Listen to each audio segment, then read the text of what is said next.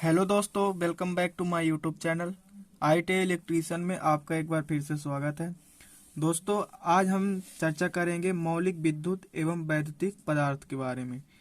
ये हमारा चैप्टर 3 का पहला भाग है। तो दोस्तों, हम चर्चा करते हैं विद्युत क्या होता है। विद्युत की डेफिनेशन देख लेते हैं पहले। तो इलेक्ट्रॉन या आवेश का एक स्थान से दूसरे स्थान तक प्रवाह ही विद्युत कहलाता है। दोस्तों, इसकी हम दूसरी परिभाषा भी ऐसे बोल सकते हैं, जैसे कि किसी चालक में प्रवाहित होने वाले इलेक्ट्रॉन या आवेश या किसी कंडक्टर में प्रवाहित होने वाले इलेक्ट्रॉन या आवेश के प्रवाह को हम विद्युत बोलते हैं। दोस्तों, विद्युत दो प्रकार के होते हैं, एक स्थिर विद्युत, एक गतिशील विद्युत। स्थिर विद्युत वह विद्युत यानी कि विद्युत आवेश के रूप में होती है। इस विद्युत को एक स्थान से दूसरे स्थान पर नहीं पहुंचाया जा सकता, जिस कारण इसका उत्पादन प्रचुर मात्रा में नहीं किया जा सकता। दोस्तों, इस विद्युत का उपयोग व्यावसायिक स्तर पर नहीं किया जा सकता। दोस्तों, स्थिर विद्युत उत्पन्न करने के कुछ हम एग्जाम्पल जान लेते हैं। जैसे दोस्तों, इसमें जैसे ये है हमारा एम्बर का छड़,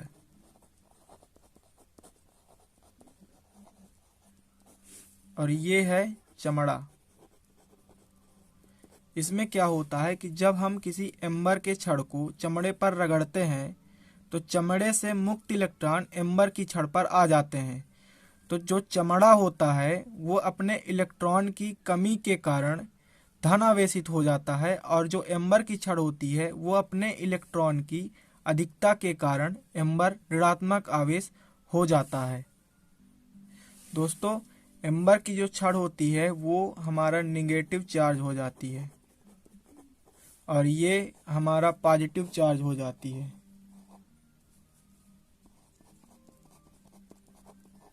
इसका हमारा दूसरा एग्जाम्पल है। दोस्तों, इसमें क्या होता है, जब हम कांच की छड़ को रेशमी कपड़े में रगड़ते हैं तो कांच से मुक्त इलेक्ट्रॉन रेशमी कपड़े में आ जाते हैं। तो जो हमारा कांच का छड़ होता है वो इलेक्ट्रॉन की कमी के कारण धनात्मक आवेश हो जाता है, और रेशमी कपड़ा इलेक्ट्रॉन की अधिकता के कारण ऋणात्मक आवेश हो जाता है। दोस्तों, इस विद्युत का उपयोग व्यावसायिक स्तर पर हम नहीं कर सकते, क्योंकि इसमें समान मात्रा की विद्युत आवेश एक दूसरे के विपरीत क्रिया में आते हैं। जैसे इसमें 3 पॉजिटिव चार्ज हो गए, इसमें 3 निगेटिव चार्ज हो गए। जब ये एक दूसरे के विपरीत क्रिया में आएंगे तब ये उदासीन हो जाते हैं, जिस कारण इसका उपयोग व्यावसायिक स्तर पर नहीं कर सकते।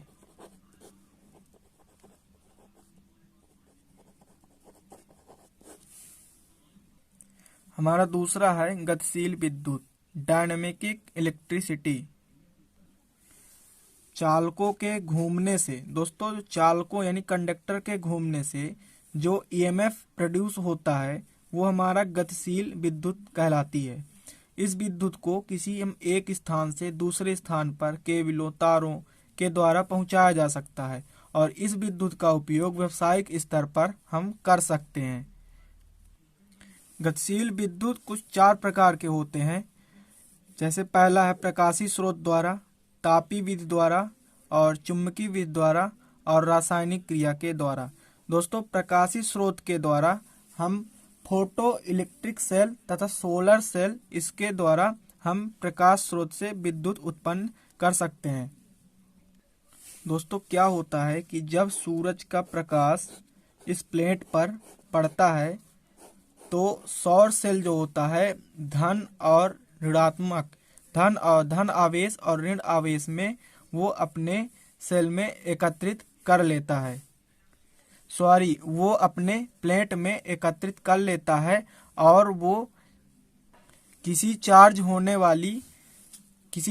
होने वाली बैटरी में स्थानांतरित कर देता है।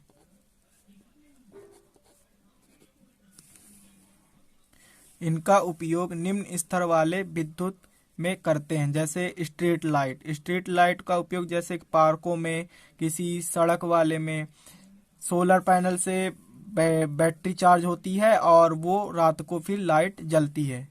हमारा दूसरा है तापी विधि द्वारा। इस विधि में दो अलग अलग प्रकार की धातुओं के संगम बिंदु को गर्म करते हैं, जिससे उसके सिरों में विद्युत धारा उत्पन्न हो जाती है। दोस्तों, इस विधि को हम थर्मोकपल विधि कहते हैं।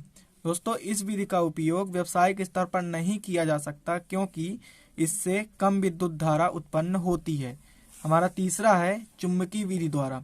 दोस्तों, इस विधि में क्या करते हैं कि मैग्नेटिक फील्ड में NS में एक धातु चालक तार रख देते हैं और विद्युत धारा प्रवाहित करते हैं, जिससे वो EMF प्रोड्यूस करता है, और इसका उपयोग व्यावसायिक स्तर पर ज़्यादा से ज़्यादा रूप में करते हैं।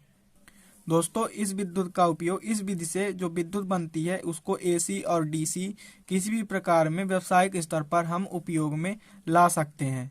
दोस्तों, हमारा चौथा है रासायनिक क्रिया के द्वारा। इस विधि में क्या होता है कि रासायनिक विलयन अपने विलयन में, यानी कि वो अपने आयनों में विभक्त हो जाते हैं, जो कि धनायन होता है और एक ऋणायन होता है। इनमें से उत्पन्न विद्युत धारा को किसी सेल में वो एकत्रित कर लेते हैं। दोस्तों, इस विधि का उपयोग व्यावसायिक स्तर पर नहीं कर सकते। इस विधि का उपयोग इलेक्ट्रॉनिक उपकरणों में करते हैं, जैसे ऑटोमोबाइल्स, प्रयोगशाला आदि में इसका प्रयोग करते हैं। तो बस दोस्तों, आज के लिए इतना ही। मिलते हैं नेक्स्ट वीडियो में। धन्यवाद।